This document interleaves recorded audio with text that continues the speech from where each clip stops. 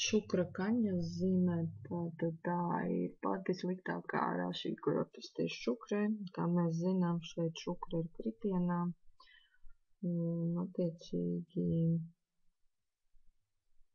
attiecīgi tur, kur šukra kaņā būs kartē, jā, tad attiecīgi nebūs nekāda veida neutralizācijas un tā tālāk, tad attiecīgi šajā sfērā cilvēkam būs problēmas. Un attiecīgi arī tās mājas, ko pārvalda šukra, arī ir problēmas. Bet, kopumā tiek uzskatīts, ka cilvēkam var būt konflikti ar partneriem. Tātad tās var būt gan parastās partneru attiecības, gan laulību partneri.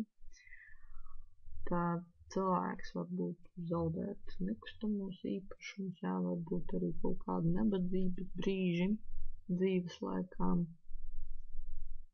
visāda veida rūpes,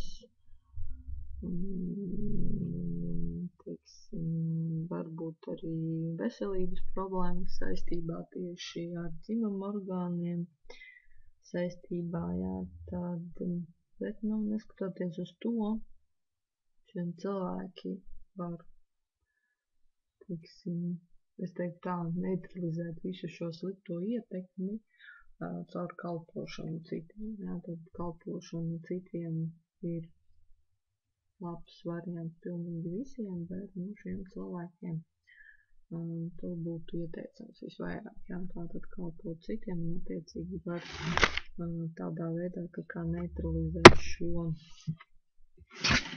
negatīvo ietekmi.